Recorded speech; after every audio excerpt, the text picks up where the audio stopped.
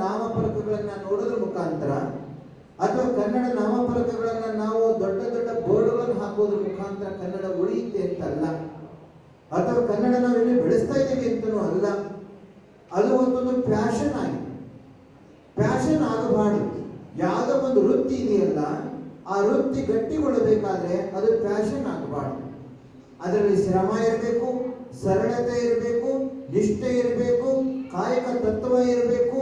ಆ ವಿಚಾರಧಾರೆಯನ್ನು ಸಂಪೂರ್ಣವಾಗಿ ಮನಸ್ಸಿನಲ್ಲಿ ತೊಡಗಿಸಿಕೊಂಡಿರಬೇಕು. ಜೀವನದ ಒಂದು ಅವಿಭಾಜ್ಯ ಅಂಗವಾಗಿ ನಾವು ಅದನ್ನು ಸ್ವೀಕರಿಸಬೇಕು.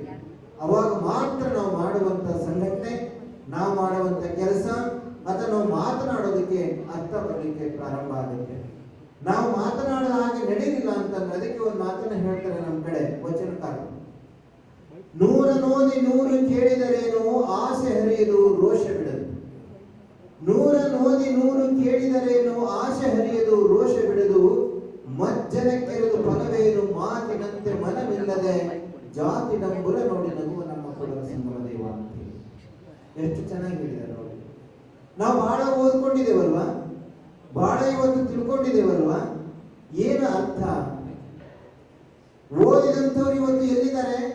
ಫಾರಿನ್ ಅಲ್ಲಿದ್ದಾರೆ, ಇನ್ಯಾವುದೋ ದೇಶದಲ್ಲಿ ಕೆಲಸಕ್ಕೆ ಹೋಗಿದ್ದಾರೆ.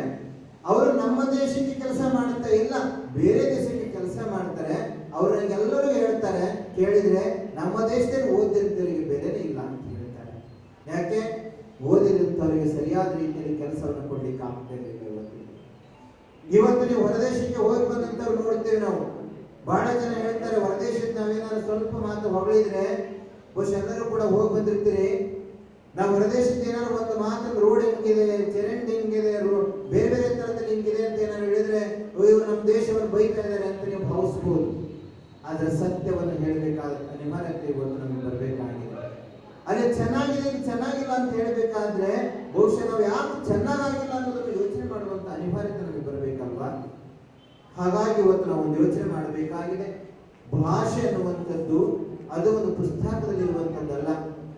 ಭಾಷೆ ಅನ್ನುವಂಥದ್ದು ಅದು ಒಂದು ಬರವಣಿಗೆ ರೂಪದಲ್ಲಿ ಇರುವಂಥದ್ದಲ್ಲ. ಅದು ಇವತ್ತು ನಮ್ಮನ್ನು ಹುಟ್ಟಿಗೆ, ನಮ್ಮ ಸಾವಿಗೆ, ನಮ್ಮ ಜೀವನಕ್ಕೆ, ನಮ್ಮ ಪ್ರತಿಯೊಂದು ವ್ಯವಸ್ಥೆಗೂ ಕೂಡ ಕಾರಣೀಕರ್ತರಾದಂಥ ಒಂದು ಭಾಷೆ ಇದೆ. ಮಾತನಾಡುವಂಥದ್ದೇ ಇಲ್ಲದೆ ಜಗತ್ತಿನೊಳಗಡೆ ಬಹುಶಃ ಎಷ್ಟು ಕಷ್ಟಗಳನ್ನು ನಾವು ಅನುಭವಿಸ್ತಾ ಇದ್ವಿ ಅನ್ನೋದನ್ನು ನಾವು ಅರ್ಥ ಮಾಡ್ಕೊಳ್ಬೇಕಾಗಿದೆ. ಅಷ್ಟೊಂದು ಸುಲಲಿತವಾಗಿ ನಾವು ಮಾತಾಡ್ತಾ ಇದ್ದೇವೆ ಆ ಭಾಷೆನ ಅಂತಂದ್ರೆ ಇವತ್ತು ನಾವು ಆ ಭಾಷೆಗೆ ಎಷ್ಟು ಗತ್ತಿದೆ, ಗಮ್ಮತ್ತಿದೆ, ಅದಕ್ಕೊಂದು ಶಕ್ತಿ ಇದೆ ಅನ್ನೋದನ್ನ ಇವತ್ತು ಅರ್ಥ ಮಾಡ್ಕೊಳ್ಬೇಕಾಗಿದೆ.